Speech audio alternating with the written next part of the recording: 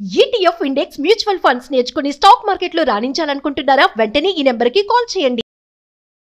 Hello MN Kashyap గారు. Hello Nagaraj గారు. జీవితంలో మనం ఏదన్నా గోల్ పెట్టుకున్నాము అనుకుంటే హ్యూమన్ సైకాలజీలో 90% కనుక మనం చూస్తే డీవియేట్ అయిపోతూ ఉంటారు. 10% మాత్రమే సక్సెస్ రేట్ చూస్తాం మనం. కాబట్టి ఆ 10% పీపుల్ ఎవరైతే ఉన్నారో వాళ్ళనే చూస్తూ ఉంటాం, వాళ్ళ గురించి చెప్పుకుంటూ ఉంటాం మనం. అలా ఉంటుంది జనరల్గా. బట్ ఒకటి మనం కమిటెడ్గా ఉన్నాము అని అంటే దాని పట్ల ఆ ఫెయిత్ ఏ విధంగా ఉండాలంటారు, దాని పట్ల కాన్ఫిడెన్స్ ఏ విధంగా ఉండాలంటారు? కంపల్సరీ కమిటెడ్గా ఉన్నప్పుడు ఆ క్వాలిటీస్ ఎలా డెవలప్ చేసుకోవాల్సినటువంటి అవసరం ఉందంటారు? గోల్ సెట్టింగ్ అనగానే యూజువల్గా కొన్ని సంవత్సరాల క్రితం ఒక అద్భుతమైన ప్రాసెస్ని డిజైన్ చేశారండి. అది ఎక్కడైనా దొరుకుతుంది. దాన్ని స్మార్ట్ గోల్ సెట్టింగ్ అంటారు, SMART. అయితే వినటానికి చాలా స్మార్ట్గా ఉంటుంది. టూల్ మంచి టూలే, నేను కాదన్ను. అయితే అది గోల్ సెట్ చేసుకోవటానికి వరకు బాగుంటుందండి. అయితే గోల్ అచీవ్ చేయాలి అంటే గోల్ సెట్ చేసుకోవటం కంటే మైండ్ సెట్ చేసుకోవటం చాలా ఇంపార్టెంట్ అండి. గోల్ సెట్ చేసుకోవాలి నేను కాదనట్లా, కానీ ఓన్లీ గోల్ సెట్ చేసుకుంటే సరిపోదు. స్మార్ట్ గోల్ సెట్టింగ్లో వాళ్ళు చెప్తారు ఏదో స్పెసిఫిక్గా ఉండాలంటారు, మెజరబుల్ ఉండాలంటారు, అదంటారు ఇదంటారు. ఓకే, నేను గోల్ సెట్ చేసుకున్నా, కానీ ఆ గోల్ అచీవ్ చేయడానికి మధ్యలో వచ్చే ఆటంకాలన్నిటినీ జయించి ముందుకెళ్ళాలంటే గోల్ ఒక్కటే సెట్ అయితే సరిపోదు, మైండ్ సెట్ అవ్వాలి. మీరు ఇందాక అన్నారే commitment, that's a mind game అండి. Your getting it? ఆ మైండ్ సెట్ ఎలా ఉండాలి, ఒక గోల్ని అచీవ్ చేయడానికి ఏ రకమైన మైండ్ సెట్తో ఉండాలి, ఏ క్వాలిటీస్ ఉండాలి, ఆ మైండ్ని సెట్ చేసుకోవటం ఎలా? ఒక ట్రూ స్టోరీ అండి. Okay, not one of my the favourite for me ఈ స్టోరీ నాకు. Very interesting. వెరీ ఇంట్రెస్టింగ్ అండి. నేను చెప్పబోయే స్టోరీ 1950లో 1950వ సంవత్సరంలో ఒక ఫుట్బాల్ ప్రేమికుడు. ఆయన ఫుట్బాల్ అంటే చాలా ఇష్టం. ఆయన ఆ రోజు ఘోరంగా ఏడుస్తున్నాడు. టోటల్గా ఇమోషనల్గా బ్రేక్ డౌన్ అయిపోయి బీభత్సంగా ఏడుస్తున్నాడు. ఆ వ్యక్తి యొక్క కొడుకు 9 ఏళ్ల పిల్లగాడు, 8 ఏళ్ళు 9 ఏళ్ళు. కొడుకు తండ్రిని అడుగుతాడు, డాడీ ఎందుకు ఏడుస్తున్నావు? తండ్రి అంటాడు, అరే నీకు తెలుసుగా నాకు ఫుట్బాల్ అంటే చాలా ఇష్టం, నేను ఫుట్బాల్ ఆడుతుంటా, మన దేశం ఇవాళ వరల్డ్ కప్ ఓడిపోయిందిరా, ఫుట్బాల్ ప్రపంచ కప్ ఓడిపోయింది, అందుకే నేను ఏడుస్తున్నా. తండ్రిని ఏడవటం ఎప్పుడు ఈ కొడుకు చూడాల, తండ్రి ఏడవటం ఎప్పుడు ఈ పిల్లగాడు చూడాల. 9 సంవత్సరాల ఆ పిల్లగాడు అంటాడు ఆ తండ్రితో, డాడీ నీకోసం నేను ప్రపంచ కప్ గెలుస్తా, ఫుట్బాల్ ప్రపంచ కప్ నేను గెలిచి చూపిస్తా. చుట్టుపక్కల వాళ్ళు అన్నారు, చెప్పడానికి బాగానే ఉంది, తక్కువ కదా, చెప్పడానికి చాలా బాగుంది, ఫుట్బాల్ ప్రపంచ కప్ గెలుస్తా అంటున్నావు, అసలు నువ్వు ఫుట్బాల్ ఆడటానికి ఫుట్బాల్ కొనుక్కోగలిగే అంత స్తోమత నీకుందా? అప్పుడు వాళ్ళ పరిస్థితి నిజంగా ఒక ఫుట్బాల్ కూడా కొనుక్కోలేని పరిస్థితి అండి. ఈ 9 ఏళ్ల పిల్లగాడు టీ షాపుల్లో పనిచేసేవాడు. ఫుట్బాల్ కొనుక్కోలేక షూ సాక్స్ తీసుకొని దాంట్లో న్యూస్ పేపర్సు చిత్తు కాగితాలన్నీ పెట్టి రౌండ్ షేప్లో మార్చుకొని దాంతో ఫుట్బాల్ ప్రాక్టీస్ చేశాడు. Oh my God. గోల్ ఏంటి? ప్రపంచ కప్ గెలవాలి. 9 ఏళ్ల పిల్లగాడు. అందరు నవ్వారు, కుదరదన్నారు. వీడేంటి ప్రపంచ కప్ గెలవటం ఏంటి? కరెక్ట్గా 8 ఏళ్ళు తిరిగేటప్పటికి ఆ పిల్లగాడికి అప్పటికి 16-17 ఏళ్ళు మాత్రమే. 1958వ సంవత్సరంలో తన కంట్రీ తరపున ఆడి అత్యధిక గోల్స్ చేసి ప్రపంచ కప్ గెలిచిన వ్యక్తిగా తయారయ్యాడు. 1 కాదు 2 కాదు 3 వరల్డ్ కప్స్ గెలిచిన ఏకైక ఫుట్బాల్ ఛాంపియన్. ఇప్పుడు కరెంట్ రెవల్యూషనరీ ప్లేయర్ మెస్సీ ఉన్నాడు అనుకోండి ఫుట్బాల్ టీంలో, అది చాలా పెద్ద అదృష్టంగా భావిస్తారు. లేదా క్రిస్టియానో రొనాల్డో ఉన్నారు చాలు, లేదా ఆ రోజుల్లో ఫేమస్ ప్లేయర్ మ్యారడోనా ఉన్నాడు చాలు. అయితే ఫుట్బాల్ ఇండస్ట్రీ ఏమంటుందంటే ఒక మ్యారడోనా, ఒక క్రిస్టియానో రొనాల్డో, ఒక మెస్సీ ఒక్కళ్ళుంటేనే చాలు, కానీ ఈ ముగ్గురిని కలిపి ఎవరన్నా తయారయ్యారు అంటే ఈ పిల్లగాడు ఒక్కడే. పేరు కొంచెం చెప్తా. తను ఆడిన 1363 మ్యాచ్ల్లో 1363 మ్యాచెస్ 1283 గోల్స్ సాధించిన ఏకైక వ్యక్తి. ద ఫాస్టెస్ట్ టు అచీవ్ అండి, ఫాస్టెస్ట్ టు అచీవ్. ఫుట్బాల్ కొనుక్కోలేని పరిస్థితి నుంచి 3 ప్రపంచ కప్పులు గెలిచిన ఏకైక వ్యక్తి. ఫుట్బాల్లో కొంతమంది ఫ్రీ కిక్ బాగా కొడతారు, కొంతమంది పెనాల్టీ కిక్ బాగా కొడతారు, అవును, కొంతమంది డ్రిబ్లింగ్ చేయటంలో ఎక్స్పర్ట్స్. ఇవన్నీ ఎక్స్పర్ట్గా చేయగలిగిన ఏకైక వ్యక్తి ఇవాళ నేను చెప్పబోయే వ్యక్తి. ఎవరు సార్? Who is that? అతనిని ఫుట్బాల్ ప్రపంచానికే ద కింగ్ ఆఫ్ ఫుట్బాల్ అనే బిరుదిచ్చారు. 20th సెంచరీలో టాప్ 100 ఇన్ఫ్లుయెన్షియల్ పర్సన్స్లో ఆయన ఒకరు. The most photographed person in the history of the వరల్డ్గా ఆయన్ని చెప్తారు. The one and only. ఆయన పేరు, తల్లిదండ్రులు ఆయనకు పెట్టిన పేరు ఎడ్సన్ అరాంతెస్ దో నాసిమెంతో. ఈ పేరు చాలా తక్కువ మందికి తెలుసు. అయితే ఫుట్బాల్ ప్రపంచం తనకు పెట్టిన nick name one and only Pele. Sad part ఏంటంటే మీరు చెప్పగానే నాకు అనిపించింది, రీసెంట్లీ హీ గోట్ డై. అవునండి, December 29th క్యాన్సర్తో లెజెండరీ పర్సన్. ఇవాళ ఈ వీడియో చేయటానికి రీజన్ కూడా ఆయన రీసెంట్గా చనిపోయారు. ఆయన స్టోరీ తెలియని వాళ్ళు చాలా తక్కువ అండి. ఇంకా దాన్ని ఆడియన్స్లోకి తీసుకెళ్ళాలి అనే మోటివ్తోనే ఇవాళ ఈ స్టోరీ నేను సెలెక్ట్ చేసుకుంటున్నా, పీలేది. అయితే ఎక్స్పెషల్లీ పీలే గారి స్టోరీ మీరు అడిగిన క్వశ్చన్కి గోల్ అనే దానికి తీసుకోవటానికి గల కారణం ఏంటంటే, మీకు ఇప్పుడు స్క్రీన్ మీద ఒక చిన్న క్లిప్పింగ్ నేను చూపిస్తాను. Sure. రైట్? Sure. అది చూసిన తర్వాత పీలే స్టోరీకి, గోల్స్ అచీవ్మెంట్కి, గోల్స్ అంటే జస్ట్ ఫుట్బాల్ గోల్స్ కాదండి, మన లైఫ్లో గోల్స్ సాధించడానికి ఇందాక నేను అన్నా కదా మైండ్ సెట్ చేసుకోవాలి, ఆయన ఎలా సెట్ చేసుకున్నారు రైట్ అనేది మనకు తెలుస్తుంది. ఫస్ట్ వీడియో చూద్దాం, జస్ట్ వెరీ షార్ట్ క్లిప్పింగ్ అండి. ఓకే. ఆయన బైసైకిల్ కిక్ అని ఒక కిక్ కొట్టేవాళ్ళు. అగోండి, ఆ కిక్ కొట్టేటప్పుడు హీజ్ ఎక్స్పర్ట్ ఇన్ దిస్ అండి. నేను ఈ క్లిప్పింగే తీసుకోవటానికి కారణం ఏంటంటే, ఈ కిక్ కొట్టేటప్పుడు గోల్ పోస్ట్ ఆయనకు వెనకాల ఉంటుందండి. గోల్ పోస్ట్ ఆయనకు కనపడదు. ఆయన ఇక్కడ ఉన్నారు, గోల్ పోస్ట్ వెనకుంది, గాల్లో లేచి కిక్ కొడతాడు.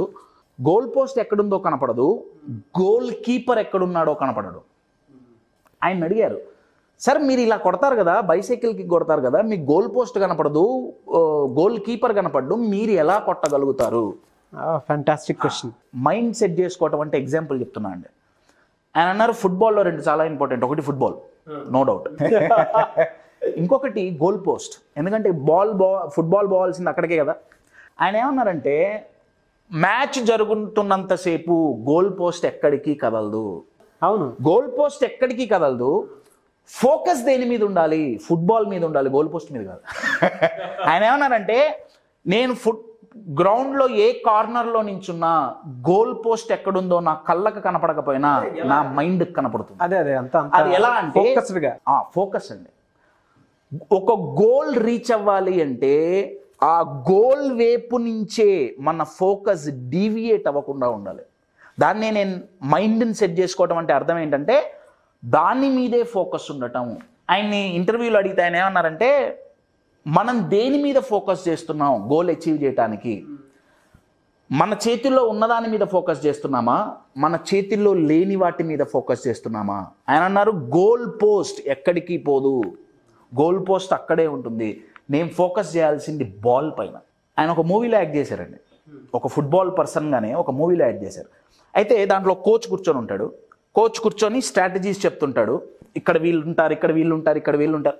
ఆయన అన్నాడు, వాళ్ళందరూ అనవసరం, ఆటగాళ్ళు ఎంతమంది ఉన్నారు అన్నది అనవసరం, ఫుట్బాల్ ఉందా లేదా. ఆయన ఒక అద్భుతమైన పాయింట్ చెప్పారండి. ఆయన అన్నారు, ఎవరైతే అపోనెంట్స్ మీద ఫోకస్ చేస్తారో వాళ్ళు గోల్ కొట్టలేరు. నేను బాల్ని డ్రిబుల్ చేసుకుంటూ వెళ్తున్నా, నేను అపోనెంట్ లెగ్స్ మీద ఫోకస్ చేయను, ఇద్దరి లెగ్స్ మధ్య ఉన్న గ్యాప్ మీద ఫోకస్ చేస్తా. You are getting my point? Yes. అంటే ఒక గోల్ రీచ్ అవ్వాలి అంటే, మన మైండ్ సెట్ చేసుకోవాలి అంటే, మనం అవరోధాల మీద ఫోకస్ చేస్తే మనకి భయం ఏర్పడుతుందండి. అంటే ఏవేం ప్రాబ్లమ్స్ వస్తాయి, ఏవేం అబ్స్ట్రకిల్స్ వస్తాయి అని అవరోధాల మీద ఫోకస్ చేస్తే మనకు ఫియర్ ఆఫ్ ఫెయిల్యూర్ డెవలప్ అవుతుంది. కానీ అవకాశాల మీద ఫోకస్ చేస్తే లోపల కాన్ఫిడెన్స్ పెరుగుతుంది, హోప్ పెరుగుతుంది. ఎప్పుడైతే ఈ కాన్ఫిడెన్స్ అండ్ హోప్ అనే రెండింటిని కలిపి గనక మైండ్ సెట్ చేసుకుంటామో అప్పుడు కమిట్మెంట్ ఈజ్ ఆటోమేటిక్. పీలే గారు తన లైఫ్ మొత్తం ఆయన లైఫ్ నుంచి నేర్చుకునే ఒక అద్భుతమైన లెసన్ ఏముందయ్యా అంటే how to focus to achieve goals. ఈ బైసైకిల్ కిక్ చాలా పెద్ద ఎగ్జాంపుల్ అండి. అయితే ఇది జరగాలి అంటే ఫుట్బాల్లో అయితే బాల్ని గోల్ పోస్ట్కు పోకుండా ఒక గోల్ కీపర్ ఆపుతాడు. గోల్ కీపర్ లేకపోతే మజా లేదుగా, ఎవరైనా కొట్టగలుగుతారు. You are getting it. మన లైఫ్లో కూడా మన గోల్స్ మనం అచీవ్ చేయకుండా ఆపే గోల్ కీపర్స్ ఉంటారు. ట్రూ అండి. ఆ గోల్ కీపర్స్ బయట కంటే ఎక్కువ మన మైండ్లోనే ఉంటారండి. మనం అనుకున్న గోల్ రీచ్ అవ్వకుండా ఆపే అతి డేంజరస్ ఆర్ అత్యంత శక్తివంతమైన గోల్ కీపర్ మన మైండ్లో నివసించేవాడు ఎవడయ్యా అంటే వాడి పేరే డౌట్. ఇప్పుడు ఈ డౌట్ అనే పదంలో రైట్, ఈ పదం మీద నేను చాలా వీడియోలు చేశాను. ఇవాళ ఇంకొక కొత్త కాన్సెప్ట్. దీనిలో 2 పదాలు ఉన్నాయండి. ఒకటి డూ అంటే చెయ్యటం కదా, ఈ యూబీటీ అటు ఇటు మారిస్తే బట్ అనే పదం వస్తుంది. అవును కదా. నా డౌట్ అంటే ఏంటంటే ఫస్ట్ చేయాలనిపిస్తుంది, లెట్స్ డూ. బట్ అంటే అర్థం ఏంటి? కానీ డౌట్ అంటే అదే, చెయ్యాలని ఉంటుంది కానీ ఇది కుదురుతుందంటావా? స్మార్ట్ గోల్ సెట్టింగ్ లాంటి టూల్స్ కొద్ది వరకే ఎందుకు ఉపయోగపడతాయి, తర్వాత ఎందుకు ఉపయోగపడవంటే దాంట్లో పేపర్ వర్క్ చాలా బాగుంటుంది కానీ మైండ్ సెట్ చేసుకోవటం దాంట్లో ఉండదు. ఎగ్జాక్ట్లీ. గోల్ సెట్ చేసుకోవటం వరకు స్మార్ట్ గోల్ సెట్టింగ్, ఇంకేదో హ్యాండ్సమ్ గోల్ సెట్టింగ్ అవన్నీ ఓకే. కానీ గోల్ ఒక్కటి సెట్ చేసుకుంటే సరిపోదు, మైండ్ సెట్ చేసుకోవాలి. మైండ్ ఏం సెట్ చేసుకోవాలి? మైండ్లో డౌట్ని తీసేయాలండి. పీలేని అడిగారు, పీలే మీరు ఇంత సక్సెస్ కావటానికి కారణం ఏంటి? ఆయన అన్నారు, రేపేదో జరుగుతుంది, నేను ఓడిపోతానేమో, నేను గోల్ కొట్టలేనేమో అన్న భయం నాకు లేదు. అంటే అర్థం ఏంటి? ఫియర్ ఆఫ్ ఫెయిల్యూర్ లేదు. ఎందుకు లేదు? ఆయన ఎంతమంది అపోనెంట్స్ ఉన్నారని ఫోకస్ చేయట్లే, అవతల టీంలో ఎంత స్ట్రాంగ్ ప్లేయర్స్ ఉన్నారన్న దాని మీద ఫోకస్ చేయట్లే. ఆయన ఫోకస్ చేసేవి రెండే, ఫుట్బాల్ ఎక్కడుంది, ప్లేయర్స్ మధ్యలో గ్యాప్ ఎక్కడుంది, అంతే అంతే. Your getting it? ఆ గ్యాప్ గనక మనం గమనించగలిగామా my dear friend, success is automatic. Goal reach అవ్వటం అంత ఈజీ ఇంకొకటి ఉండదు. ఎప్పుడైతే మన మైండ్లో ఉన్న గోల్ కీపర్ని మనం మ్యానిప్యులేట్ చేసి గోల్ కొట్టగలుగుతామో. నేను మ్యానిప్యులేట్ అన్న పదం ఎందుకు వాడుతున్నా అంటే చాలామంది ఏమంటుంటారంటే కశ్యప్ లైఫ్ కోచింగ్ ఇవన్నీ మ్యానిపులేషన్ కాదా? పాజిటివ్ థింకింగ్ అంటే నా చుట్టూ నెగిటివ్స్ ఉన్నాయి, నేను పాజిటివ్గా ఉంటా, మ్యానిపులేషన్ కాదా? Manipulation, self manipulation. కరెక్టే, మ్యానిపులేషనే. ఇప్పటి వరకు మనం ఏమీ ప్రయత్నించాలా, ప్రయత్నిస్తే ఓడిపోతామేమో, అది మ్యానిపులేషన్ కాదా? మరి భయం మ్యానిపులేషన్ కదా? అది డబుల్ ట్రిగర్ ఒకేసారి మ్యానిపులేషన్. మన మీద మనకి నమ్మకం లేదు, మ్యానిపులేషన్ కాదా? మనకు భయం, మన మైండ్ మనల్ని మ్యానిపులేట్ చేయట్లేదా? అయితే ఫుట్బాల్లో గోల్ కీపర్ లేకపోతే లైఫ్ మ్యాచ్లో మజా ఎట్లయితే ఉండదో లైఫ్లో కూడా డౌట్లు ఉంటాయండి. ఆ గోల్ కీపర్ ఉంటాడు, ఆ గోల్ కీపర్ని తీసేయమని నేను చెప్పట్లా. నేనేమంటున్నా అంటే ఆ గోల్ కీపర్ ఉంటాడు కానీ డౌట్కు దొరకకుండా మనం ఫుట్బాల్ని గోల్ పోస్ట్లో ఎట్లయితే పంపిస్తామో మన గోల్ని మనం రీచ్ అవ్వాలి అంటే ఆత్మవిశ్వాసం. అది ఎప్పుడు వస్తుందయా అంటే మనం దేని మీద ఫోకస్ చేస్తున్నాం. ఇందాక మనం స్క్రీన్ మీద వీడియో చూపించినప్పుడు నేను చెప్పా కదా, పీలే గోల్ పోస్ట్ మీద ఫోకస్ చేయట్లే, గోల్ కీపర్ మీద ఫోకస్ చేయట్లే, కానీ ఫోకస్ చేసేది గ్యాప్ మీద ఫోకస్ చేస్తున్నారు ఆయన. అవును, ఆయన ఎక్కువ గోల్ సాధించడానికి ఆయన చెప్పిన సీక్రెట్ అండి, నేను చెప్తుంది కాదు. మీరు దేని మీద ఫోకస్ చేస్తున్నారు? అవరోధాల మీద ఫోకస్ చేస్తున్నారా, అవకాశాల మీద ఫోకస్ చేస్తున్నారా, ప్రాబ్లమ్స్ మీద ఫోకస్ చేస్తున్నారా, ఆపర్చునిటీస్ మీద ఫోకస్ చేస్తున్నారా? మీరు మార్చగలిగిన వాటి మీద ఫోకస్ చేస్తున్నారా, మీరు మార్చలేని వాటి మీద ఫోకస్ చేస్తున్నారా? మీరు కంట్రోల్ చేయగలిగిన వాటి మీద ఫోకస్ చేస్తున్నారా, కంట్రోల్ చేయలేని వాటి మీద ఫోకస్ చేస్తున్నారా? అన్నిటికంటే ఇంపార్టెంట్, మీ గోల్ రీచ్ అవ్వటానికి మీ మీద ఫోకస్ చేసుకుంటున్నారా, బయట వాళ్ళ మీద ఫోకస్ చేస్తున్నారా? ఎప్పుడైతే మన శక్తి సామర్థ్యాల మీద మనం ఫోకస్ చేస్తామో ఆత్మవిశ్వాసం అనేది ఆటోమేటిక్గా వస్తుంది. అవును. భయం, ఫియర్ ఆఫ్ ఫెయిల్యూర్ ఎందుకు వస్తుంది? ఎందుకంటే మనలో లేని క్వాలిటీస్ మీద మనం ఫోకస్ చేస్తున్నాం.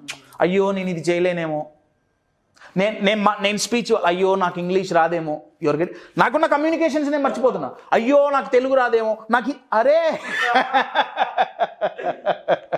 డౌట్లు ఎన్ని ఉన్నాయి చూడండి. ఉన్నవన్నావే అండి. 1 2 3 4 5 6 7 10 వరకు పెరుగుతూనే ఉంటాయి. ఇండియాలో పాపులేషన్, ఇండియన్స్లో డౌట్స్ కాన్స్టెంట్గా పెరుగుతున్నాయి. కానీ అదే మజా అండి, అదే మజా. డౌట్లు లేని మైండ్ ఉండదు.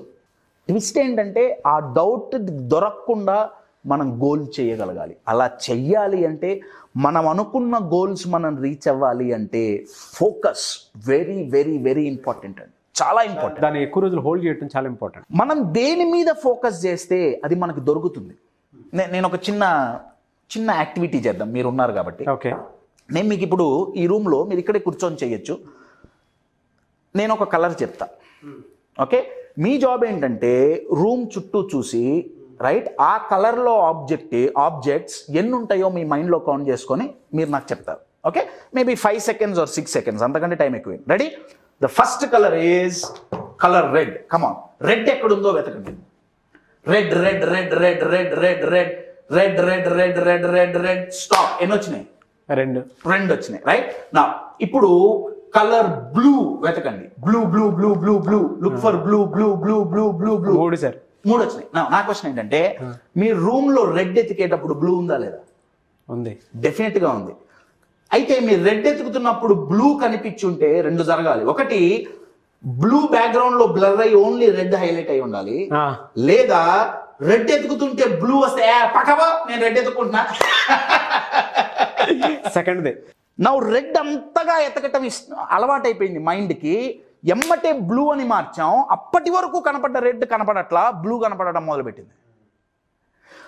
మనం ఈ ఫోకస్ ఎలా చేయాలి ఎవ్వరు మైండ్కి నేర్పక్క. రెడ్ లాగే ఫోకస్ లో డీవియేషన్ ఎలా వస్తుంది ఇందాక బ్లూ వచ్చినట్టు. అబ్సల్యూట్. ఫోకస్ ఎలా చేయాలి? ఒక సామెత ఉంది, చేపకు ఈత నేర్పక్కర్లేదు కదండి, మైండ్కు ఫోకస్ చేయటం నేర్పక్కర్లేదు. దానికి ఆల్రెడీ ఫోకస్ చేయటం వచ్చు. దేని మీద ఫోకస్ చేయాలో అది నేర్పాలి.